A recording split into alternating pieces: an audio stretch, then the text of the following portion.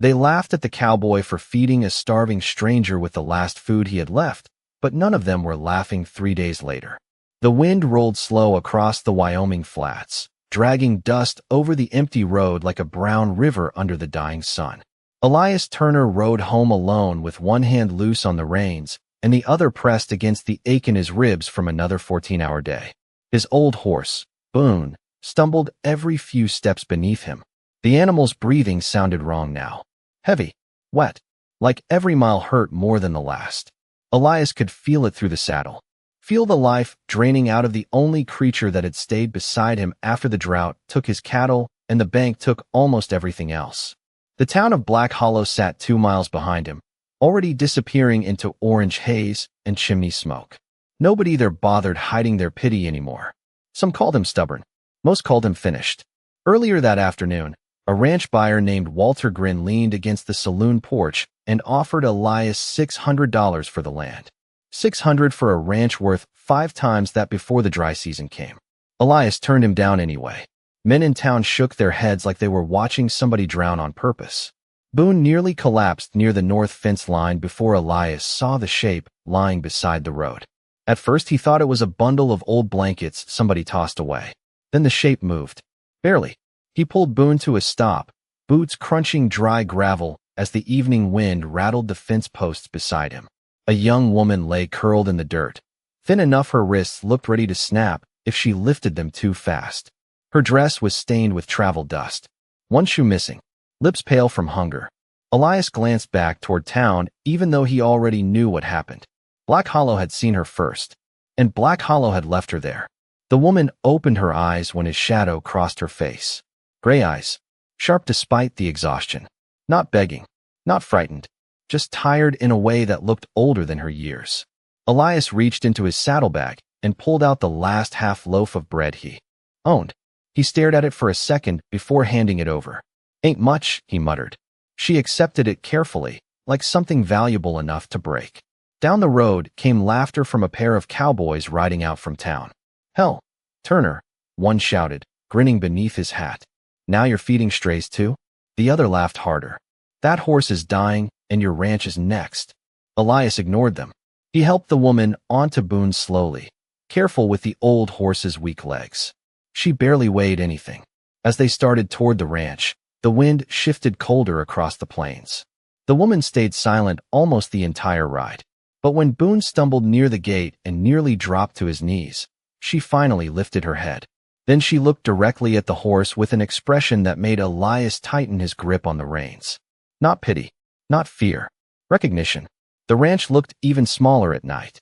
One lantern burned beside the barn door, throwing weak yellow light across broken fence posts and dry grass that had not seen proper rain in nearly 8 months. Elias helped the young woman down from Boone carefully, though the old horse nearly folded beneath the effort. The animal stood trembling in the cold wind, ribs showing beneath dull brown hide. Up close, Boone smelled of sweat, dust, and sickness. Elias rested a hand against the horse's neck longer than usual. The warmth was wrong. Too hot. Easy, old boy, he whispered softly. The woman watched him without speaking. She still held the half loaf in both hands, eating slowly like somebody afraid the food might disappear if she moved too fast. Elias pointed toward the small wash basin beside the porch. Water is clean enough if you let the dirt settle. She nodded once. Her movements were careful, controlled, not weak the way he first thought, just exhausted. Inside the cabin, the silence felt heavy enough to hear the walls creak. Elias tossed another piece of wood into the stove while wind pressed dust against the windows outside. The place smelled like coffee grounds, worn leather, and smoke soaked deep into old timber. He set down a bowl of beans in front of her. She stared at it for a second before speaking for the first time since the road. You live out here alone? Her voice surprised him. Soft, but steady. Eastern maybe. Educated in a way Black Hollow was not. Elias sat across from her slowly. Long enough. She nodded again like she understood more than he said. Most folks out west did. The woman glanced toward the barn through the window. That horse has not eaten in 2 days. Elias looked up sharply. How do you know that? His breathing. She lowered her spoon. And the way he drags his back left hoof. Elias said nothing after that. Because she was right. Boone had barely touched feed since Monday morning. The local stable hand claimed it was age finally catching him. But Elias knew horses. Boone was only 12, strong enough to have years left. Something else was wrong. Outside, the wind picked up harder, rattling the loose barn door. Elias stood immediately. Boone hated storms. By the time he crossed the yard, dust already swirled thick beneath the lantern light. He pushed open the barn and found Boone standing stiff beside the stall, head lowered almost to the dirt floor. The old horse let out a weak breath that sounded more tired than alive. Elias reached for the grain bucket. Untouched again. Every bit of it. He leaned both hands against the stall rail for a long moment, staring down at the floorboards. "You cannot quit on me too," he muttered under his breath. Behind him came soft footsteps. The woman stood quietly near the doorway, wrapped in one of his old blankets. She looked smaller beneath the hanging lantern, but her eyes stayed fixed on Boone with strange focus. Then she stepped closer to the horse slowly, careful not to startle him. Boone usually pinned his ears back around strangers. This time he did not move at all. The woman rested her hand lightly near the horse's jaw. Boone exhaled once through his nose and closed his eyes. Elias frowned. He does not trust anybody that fast.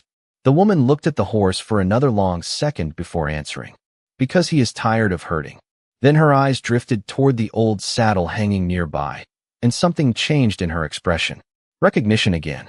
Like she had seen this kind of pain before. By morning, the temperature had dropped nearly 20 degrees, and the ranch carried that strange silence Wyoming got before bad weather settled in for good. Elias woke before sunrise to the sound of coughing from the barn. Not human. Boone. He pulled on his coat and crossed the frozen dirt yard, while pale gray light spread slowly over the plains. Frost clung to the fence rails. Wind hissed through dry weeds beside the stable. Boone stood in the same corner as the night before, head hanging low, breathing shallow clouds into the cold air. Elias rubbed tired eyes and reached for the grain bucket again. Still untouched. His stomach tightened. A horse refusing food this long usually meant trouble that did not end well. Then he noticed something strange beside the water trough. Leaves. Crushed green leaves floating in the bucket where plain water should have been. Elias frowned immediately and looked around the barn. The woman sat on an overturned crate near the far wall, wrapped in his old wool blanket, while morning light touched one side of her face. She looked exhausted, but awake. "Calm. What did you put in there?" Elias asked. She glanced toward the trough. "Juniper and mint." "For what?" "To help him breathe easier." Elias stared at her for a long moment. Most ranch folk knew basic horse care. Feed. Rest. Warm blankets in winter. But this was different. Precise. Confident. The woman stood slowly and stepped toward Boone again. The old horse did not pull away. Instead, he lowered his head slightly toward her hand. "His lungs are strained," she said quietly.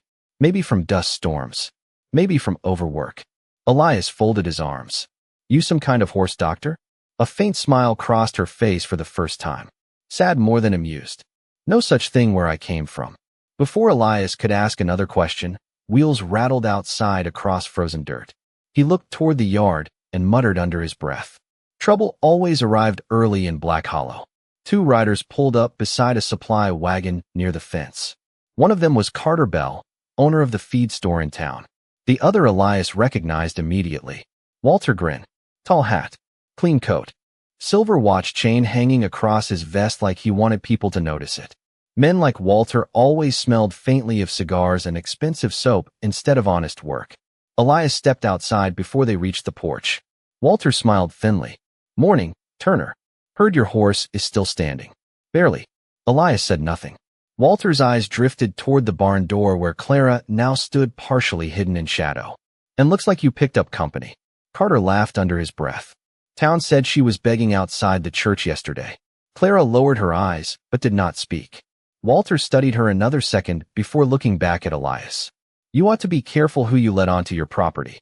Folks like her usually bring trouble behind them." Elias glanced once toward Clara. Dust streaked her dress. Hands red from cold. Too thin for comfort. But standing straighter than yesterday. "She needed food," he answered simply. Walter smirked. "So does half this territory." He stepped closer, lowering his voice. "My offer still stands. 600 cash for the ranch before winter buries it for good." Elias looked past him toward the frozen fields stretching miles under pale morning sky. Dry grass, broken fences, empty corrals. Everything his father built slowly dying one season at a time. Then he looked back toward Boone inside the barn. The old horse suddenly lifted his head higher than he had in days. Just slightly, but enough for Elias to notice. Clara noticed too. She said only 4 quiet words. He is trying today. That afternoon, the sky turned the color of old iron, and the wind coming across the plains carried the sharp smell of snow long before the first flakes ever fell. Elias spent most of the day repairing loose fence wire near the north pasture, while Clara remained inside the barn with Boone. He tried not to think about it too much. Try not to hope too much either. Hope had become expensive out there. Every season seemed to punish men who still believed things could turn around. By late afternoon, his fingers had gone numb from cold, and the joints in his shoulders burned from pulling frozen wire tight. As he walked back toward the barn, he noticed something strange immediately. Boone was eating. Not much, just slow mouthfuls from a shallow feed pan. But after nearly 3 days of refusing food completely, the sight stopped Elias cold in the middle of the yard. He stood there silently while snow clouds gathered over the distant hills. Boone lifted his head at the sound of approaching boots. The horse still looked weak, but there was life in his eyes again. Clara sat beside the stall grinding dried leaves together inside a small tin cup. The lantern above her painted warm gold across the rough wood walls. He ate on his own? Elias asked quietly. Clara nodded without looking up. About 10 minutes ago. Elias stepped closer to the stall, almost afraid the moment would disappear if he moved too quickly. He rested a hand against Boone's neck again. The fever still lingered beneath the skin, but weaker now. Less frightening. Boone breathed easier too. Slower. Deeper. Elias let out a breath he did not realize he had been holding for days. How are you doing this? Clara finally looked at him. Snowlight reflected pale through the barn doorway behind her. Your horse is exhausted, she said softly. Not broken. Elias leaned against the stall rail. Stable hand in town said his lungs were failing. Stable hand in town sells horses after they die. That almost pulled a laugh out of him. Almost. Clara returned to crushing herbs carefully between her palms. Her hands moved with quiet certainty, though Elias noticed old scars crossing her knuckles and wrists beneath the lantern glow. Not fresh scars. Old ones. Faded white. The kind life leaves behind after years of surviving hard places. Where did you learn all this? He asked. For the first time since arriving, Clara hesitated. Outside, wind rattled the loose barn door while distant thunder rolled somewhere beyond the hills. My father trained cavalry horses, she answered finally. Back east before the war ended. Elias studied her expression. There was grief there, heavy and buried deep. And you? Clara lowered her eyes toward the herbs again. I watched. Before Elias could ask more, Boone suddenly shifted hard inside the stall. His breathing changed. Again, sharper this time. Uneasy. Clara stood instantly. Move the lantern back. Elias obeyed without question now. Clara pressed one hand gently beneath the horse's jaw, listening to his breathing with her eyes closed. Then she looked toward Elias with sudden urgency. Boil water. As hot as you can. Elias hurried toward the cabin stove while wind slammed snow against the side of the barn. By the time he returned carrying steaming buckets, Clara had removed her coat and rolled up her sleeves. Spread beside her on the hay were things Elias had not noticed before. Small silver tools, clean cloth strips, tiny glass bottles filled with dark oils. Not the belongings of a wandering beggar. The belongings of somebody trained. Somebody careful. Clara dipped cloth into the steaming water and pressed it gently along Boone's chest and neck while speaking softly to calm him. The horse trembled but stayed still beneath her hands. Then Elias noticed one final thing lying half-hidden near her satchel. An old silver cavalry badge worn smooth with age. And suddenly the stranger sleeping in his cabin no longer looked lost at all. Snow finally arrived just after midnight. Thick wet flakes drifted across the ranch beneath a black sky, while wind groaned through the old boards of the stable like the land itself was tired. Elias had fallen asleep in the chair beside the stove with his boots still on when a soft sound woke him. Not thunder this time. Music. Faint and slow. He opened his eyes and listened carefully. Somebody was humming out in the barn. He pulled on his coat and stepped into the freezing dark, lantern swinging low beside him. Snow covered the yard in a thin white layer already crunching beneath his boots. Inside the stable, the lantern light flickered warm against rising breath and drifting steam. Clara sat beside Boone's stall wrapped in blankets, humming softly while rubbing oil into the horse's shoulders with slow, steady hands. Boone stood calmer than Elias had seen in weeks. His ears no longer pinned back in pain. His breathing sounded deeper now, more natural. The horse even nudged lightly against Clara's shoulder once before settling again. Elias leaned quietly against the doorway for a moment without speaking. The whole scene felt strange to him, peaceful in a way the ranch had not felt since before his father died. Clara finally noticed him and lowered her hands. "Sorry," she said softly. The storm made him restless. Elias shook his head. He used to like storms. Clara glanced toward Boone. Then maybe he remembers what it feels like to survive one. Elias stepped closer, eyes drifting again toward the leather satchel beside her feet. Earlier, he only caught a glimpse inside. Now the flap had fallen open beneath the lantern light. Carefully wrapped cloth bundles, small brass tools, dried herbs tied with string, and beneath them all, old papers folded around the silver cavalry badge. Clara noticed his eyes settle there. For a second, she looked ready to close the bag immediately. Instead, she let out a slow breath. "You want to ask?" Elias crouched beside the stall rail. "You do not seem like somebody Black Hollow would leave freezing beside a road." Clara stared at the lantern flame for several long seconds before answering. "My father worked for the cavalry outside Virginia City. He trained horses too valuable for ordinary soldiers to touch." Her voice stayed calm, but something inside it sounded far away now. "He taught me before he got sick." Elias listened quietly while snow tapped soft against the roof overhead. "People laughed when he taught a girl how to handle military horses," she continued. "Said it was foolish."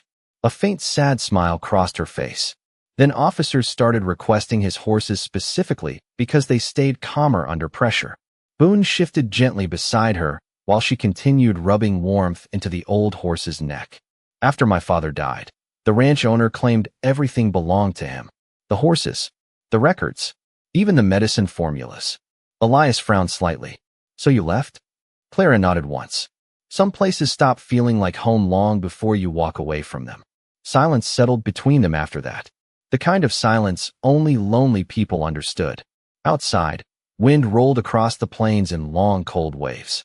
Then Boone suddenly let out a stronger breath and pawed lightly against the stall floor. Elias looked up immediately. The old horse lowered his head toward the feed pan and took another mouthful on his own. Bigger this time. Elias could barely believe it. Clara reached for a cloth to wipe her hands when the sleeve of her dress slipped slightly near her wrist. Dark bruising rested beneath the skin there, old and fading yellow now. Elias noticed it instantly, but said nothing. Clara pulled the sleeve back down quietly. Then she looked toward the snow falling beyond the barn door and spoke almost to herself. "Some men know how to break horses," she said softly. "Others try breaking people the same way." The storm buried the ranch by morning. Snow covered the fences, the water trough, even the wagon wheels beside the barn until the whole property looked abandoned beneath a pale white silence.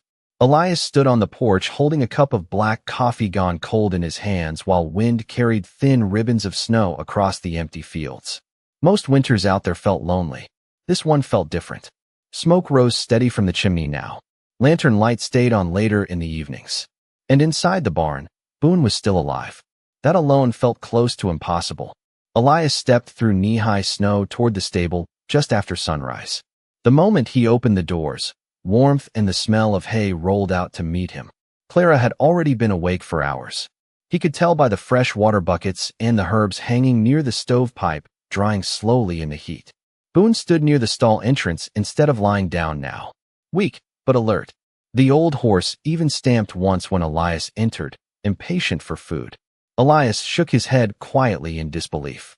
3 days ago I thought I was digging your grave, he muttered. Clara looked up from the workbench where she crushed dried roots with the back of a spoon. Horses know when somebody stops believing in them, she said softly. Elias leaned against the stall rail, watching Boone eat. You always talk like that. Clara almost smiled. Only around stubborn animals. Snow tapped softly against the roof overhead while the barn settled into comfortable silence again. Then Elias noticed. Clara paused suddenly, one hand pressed briefly against the edge of the table for balance. Her face lost color for a second before she steadied herself. "You all right?" he asked immediately. "Just tired." But Elias could hear weakness in her voice now. Real weakness.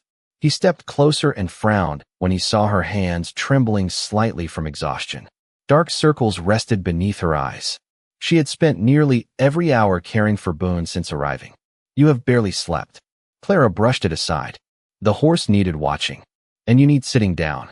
She looked ready to argue before another wave of dizziness forced her against the table again. Elias guided her carefully toward the chair near the lantern. "That is not a request," he said. Clara finally sat without speaking. Elias crouched beside the small stove and poured hot water into a tin cup before adding the last spoonful of coffee grounds he owned. He handed it to her carefully. Clara wrapped both hands around the warmth, but did not drink right away. She stared into the steam rising from the cup as though lost somewhere far from Wyoming. "Nobody has done this for me in a long time," she admitted quietly. Elias shrugged once. "Nobody ever fed me when I needed it either." Clara looked at him then. Really looked at him. Past the worn coat. Past the tired eyes and rough hands. Men out west carried loneliness differently than women did. Quieter maybe. Buried deeper. But it was there all the same. Outside, a horse suddenly whinnied somewhere beyond the barn. Not Boone. Elias frowned and moved toward the door. Through the blowing snow, he spotted two riders approaching slowly through the white haze. One carried a rifle across his saddle. The other wore a long, dark coat Elias recognized immediately, even at a distance. Walter grinned. Clara saw them too. And for the first time since arriving at the ranch, genuine fear crossed her face. The snow had not stopped by the time Walter Grin's wagon reached the ranch gate. It rolled slowly through the white silence like it owned the land already, wheels cutting deep tracks that would freeze solid before noon. Elias stepped out of the barn with Clara close behind him. Both of them standing in the open yard where the wind had nowhere to hide. Boone was still inside the stable, calm for the first time in days, but Elias could feel the tension in Clara's posture before she even spoke. Walter Grin climbed down first, brushing snow off his coat like it offended him personally. The second man stayed on his horse, scanning the property with the bored confidence of someone used to taking what he wanted without asking. Walter smiled when he saw Elias. "Turner," he called out, voice carrying easily over the wind. "Still clinging to this place, I see." Elias did not move. "You are standing on it." Walter let out a small laugh and glanced toward the barn. "Heard your horse was dying last week. Now I hear rumors it is walking again." His eyes shifted then, landing on Clara. The smile faded slightly, replaced with something sharper. Recognition, not of her face, but of something connected to it. "Well," he said slowly, "that explains things." Clara stepped half a pace back without realizing it. Elias noticed immediately. Walter removed his gloves, rubbing his hands together as if warming up for business. "You did not tell me you found her," he said to Elias. Elias frowned. "Found her?" Walter gestured lightly toward Clara. "That woman's father worked under contract for military breeding programs back east. Very specific bloodlines. Very valuable knowledge." Clara's voice was quiet but steady. "My father trained horses. That is all." Walter shook his head. "That is not all, and you know it." Snow drifted between them in slow spirals. The second rider finally dismounted and walked closer, stopping near the fence line. He said nothing, just watched. Walter continued. "Your father was working on conditioning methods for cavalry horses that could handle extreme stress. Techniques that were never supposed to leave government hands." Elias looked at Clara now, confusion tightening his expression. Clara kept her eyes on the ground. "That work was stolen," she said quietly. "After he died, everything was taken from our ranch. Records, equipment, even the horses." Walter nodded once, as if confirming a transaction. "And some of that information was sold privately. Very profitable, I might add." Elias finally spoke. "What does that have to do with my ranch?" Walter smiled again, but this time it was thinner, less friendly. "Because what she knows is worth more than this entire valley combined." Silence dropped hard across the yard. Even the wind seemed to slow for a moment.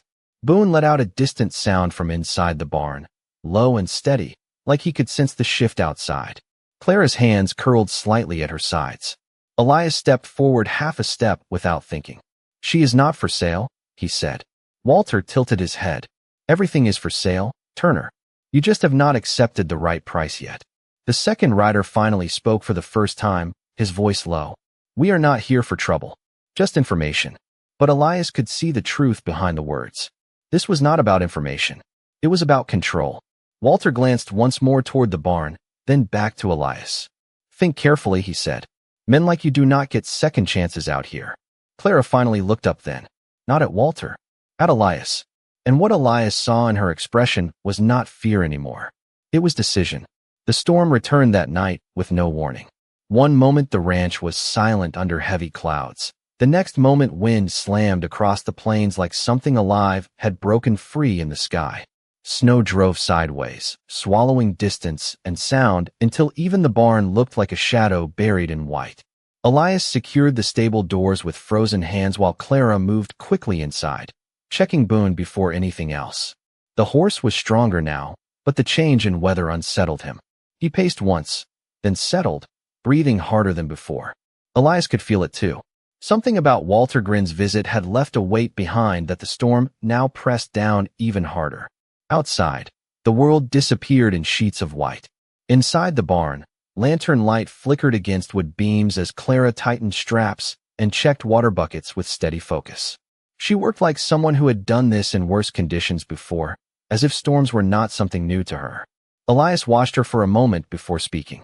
You never answered him, he said quietly. Clara did not stop working. There was nothing to answer. He thinks you are worth something more than land or horses. That made her pause.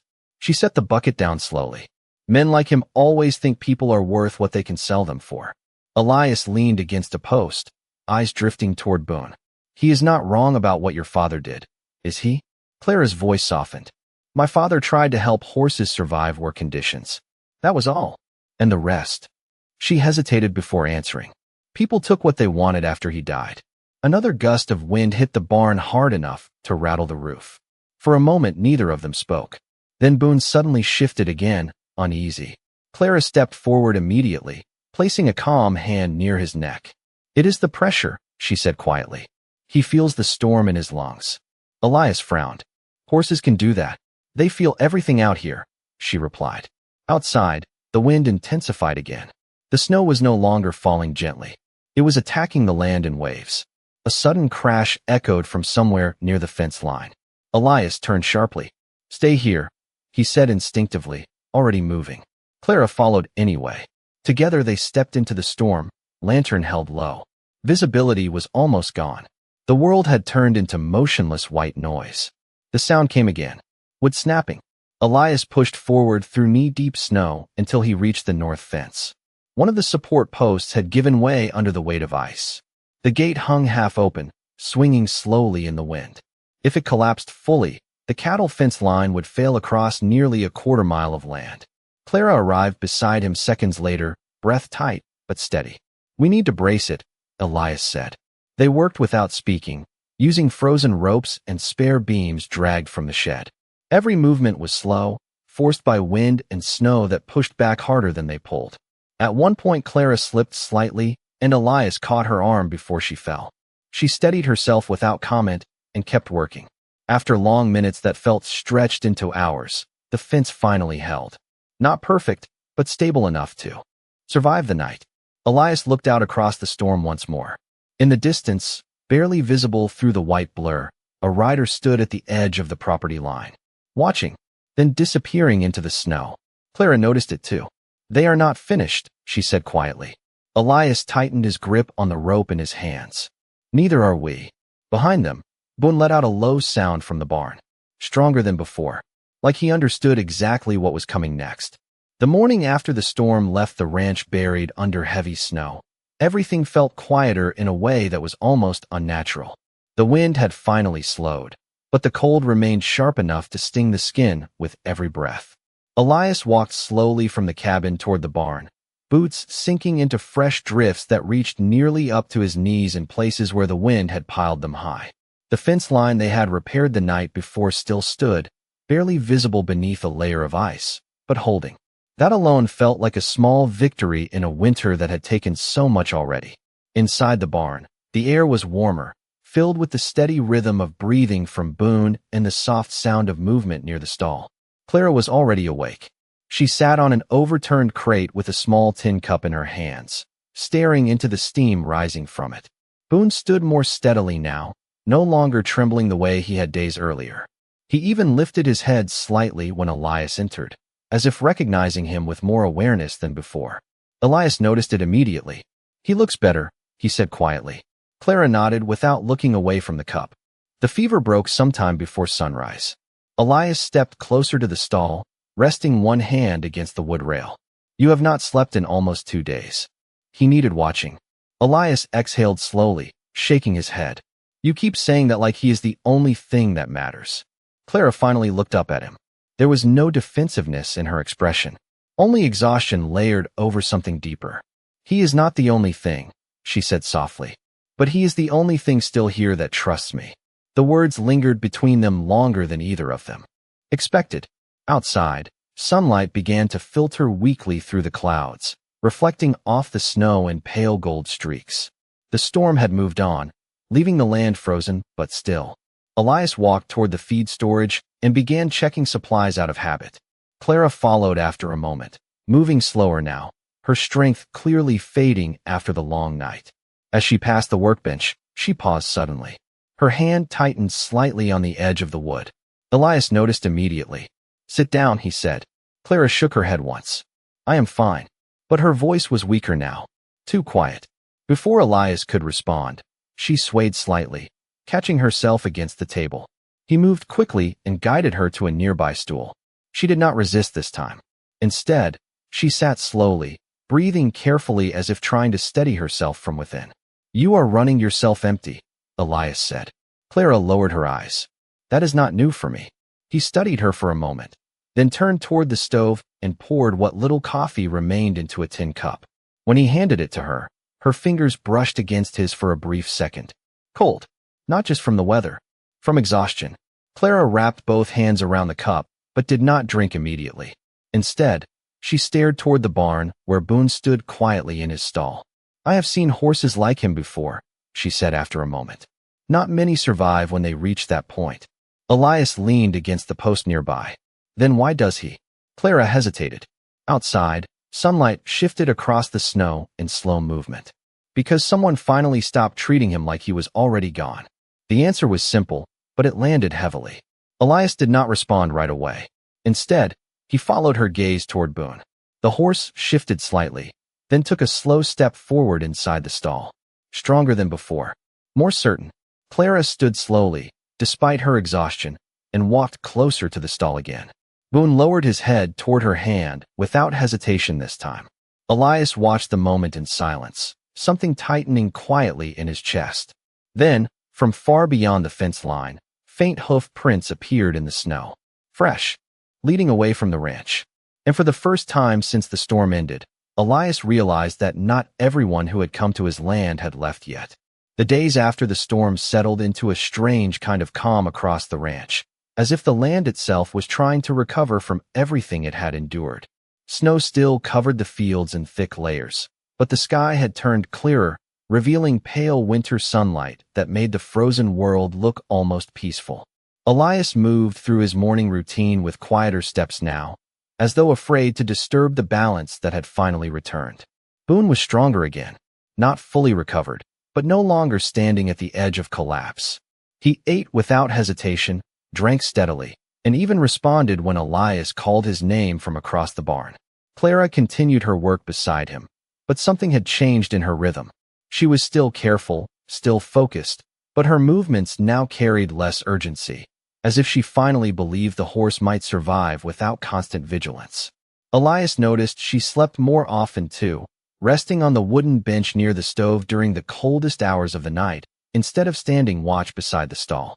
One morning, as Elias checked the fence line alone, he noticed something unusual near the northern edge of the property.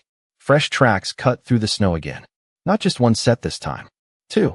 He followed them slowly, boots sinking into the frozen ground until he reached the point where the prints stopped near a line of broken brush. There was no sign of struggle, no sign of chaos. Only direction. Purpose. Someone had been watching the ranch for longer than just the storm. When he returned to the barn, Clara was already inside, tending to Boone. The horse lifted his head as Elias entered, calmer than ever. Clara did not look up immediately, but she spoke as if she already knew what he had seen. They came again, she said quietly. Elias stopped near the stall. You saw them? Clara nodded once. Last night. 2 riders. They did not come close. Elias leaned against the wooden post, arms crossing slowly. Walter grinned. One of them. Silence settled between them for a moment. Boone shifted slightly, then settled again, breathing steady. Elias finally spoke. He is not going to stop. Clara wiped her hands on a cloth before replying. Men like him do not stop when they think something belongs to them. Elias frowned. You do not belong to anyone. That made her pause. She looked at him for a moment longer than usual, then turned back toward Boone. That is not how he sees it. Outside, wind moved softly across the snow, less violent now, but still cold enough to remind them winter had not finished with the land. Elias stepped closer to the stall. If he comes back, I will deal with him. Clara shook her head slightly. No, Elias looked at her. No, this is not about fighting, she said quietly. It never was. She placed her hand gently on Boone's neck. The horse responded immediately, leaning into her touch. It is about what people believe they own, she continued, and what they cannot understand when something refuses to stay broken. Elias watched her carefully. There was something different in her voice now. Not fear, not exhaustion, something steadier. Boone let out a long breath, then took a step forward on his own, testing strength that had not been there days before. Elias exhaled slowly. So what happens when he comes back? Clara did not answer right away. Instead, she looked at Boone, then at Elias, and finally toward the barn door where the winter light spilled in across the floor. Then, she said softly, he learns what he was never patient enough to see. The following afternoon arrived quieter than expected, as if the land was holding its breath after everything it had survived. The snow had begun to harden under a pale winter sun, turning the ranch into a wide frozen field of light and silence. Elias was repairing a broken latch on the barn door when he heard the distant sound of hooves again, slow and deliberate this time, not rushed like before. He straightened slowly, already knowing who it was before he even looked up. Walter Grin approached with the same controlled confidence, riding alone now, no wagon behind him, no second man this time. Just him and a folded paper in his coat pocket. He stopped near the fence, lined and dismounted without haste, brushing snow from his gloves as though he had all the time in the world. Clara stepped out of the barn moments later, standing beside Elias without speaking. Boone remained inside, calm and steady, his presence no longer fragile, but present in a way that had not existed a week ago. Walter looked at both of them for a long moment before speaking. I will keep this simple, he said. His voice carried easily across the quiet yard. I am no longer interested in the land. Elias did not respond. Walter continued, reaching into his coat and pulling out the folded paper. I am interested in her. Clara did not move, but Elias felt the tension shift beside him immediately. Walter unfolded the document carefully. Formal contract, he said. Employment, research, horse conditioning development, full access to resources, equipment, and payment beyond anything she would ever find staying out here. He glanced briefly toward Clara.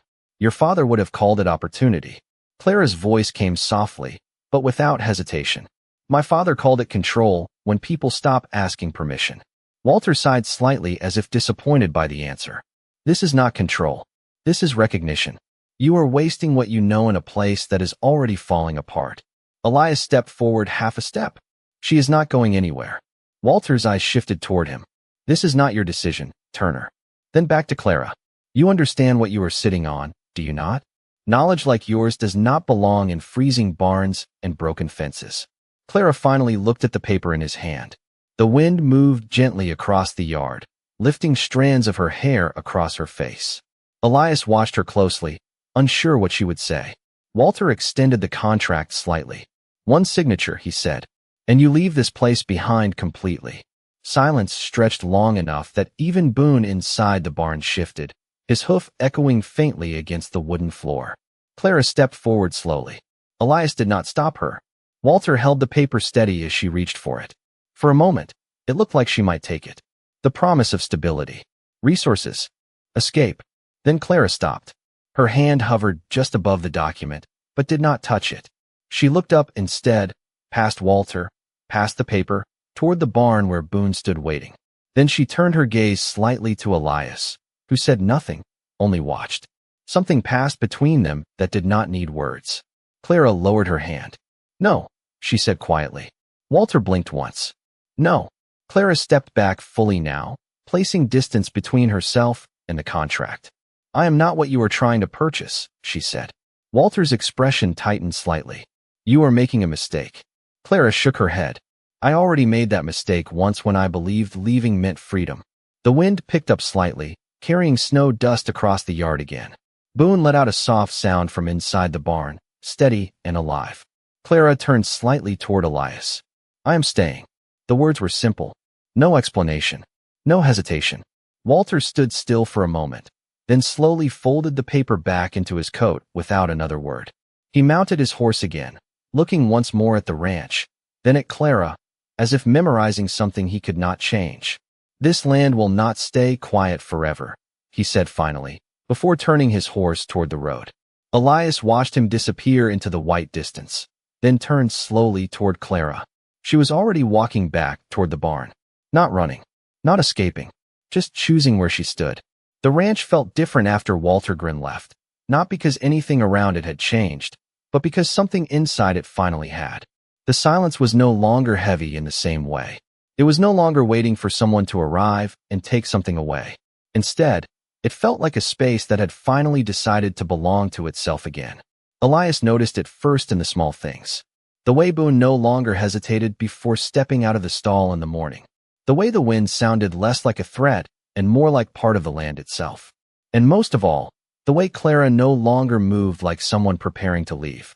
She stayed, not as a guest, not as someone passing through, but as if the ranch had quietly accepted her without needing permission from anyone else. One morning, Elias found her outside before sunrise, standing near the fence line where they had repaired the break during the storm. The snow had begun to melt slightly in patches, revealing dark earth beneath. Clara stood still, watching the horizon as pale lights spread slowly across the plains. Elias approached without speaking at first. He stopped a few feet away, following her gaze. "You are up early," he said finally. Clara nodded once. "I forgot what quiet land sounds like when you are not afraid of it." Elias leaned against the fence post beside her. "You still planning to leave someday?" Clara did not answer immediately. The question hung in the cold air between them. Then she shook her head slightly. "I do not think this place is asking me to leave anymore." That answer stayed with him longer than expected.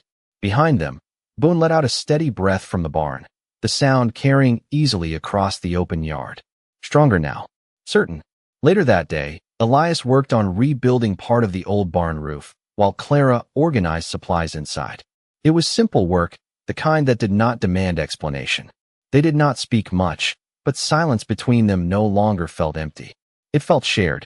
At one point, Clara stepped outside holding a small wooden box she had found among Elias's stored tools. She opened it slowly, revealing old horseshoes worn smooth with age. "These belong to your father," she said. Elias nodded.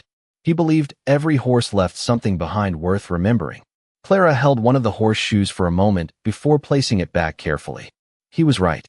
As the day passed, Boone was led outside into the open yard for the first time in weeks. The horse stood hesitantly at first, blinking against the winter light, then slowly lowered his head to the ground where new grass had begun to appear beneath melting snow. Elias watched quietly from the porch while Clara stood beside him. Neither of them spoke for a while. Then Clara said softly, "He is not the only one healing here." Elias glanced at her. "You think people heal the same way horses do?" Clara considered that for a moment. "I think they just stop being alone long enough for it to matter." The words did not need anything added to them. Boone moved slowly across the yard, each step more certain than the last, until he finally stood still in the center of open land, breathing evenly beneath a sky that was no longer harsh. Elias exhaled slowly, feeling something loosen inside him that he had carried for a long time without realizing. Clara looked toward the horizon one more time, then back at the ranch, then at Elias. There was no declaration, no promise spoken out loud, only presence. And in that quiet, the land no longer felt like something they were surviving. It felt like something they were finally allowed to stay inside. The spring arrived quietly on the ranch, the way it always did out on the edge of Wyoming, without ceremony or announcement. One day the ground was still hard with frost, and the next day the wind carried a different scent, softer and almost alive again. Snow still clung in shaded places beneath the fence line, but the land was beginning to remember what it felt like to breathe. Elias stood at the edge of the pasture early one morning, coffee in hand, watching Boone move freely across open ground. The horse no longer walked like something fragile.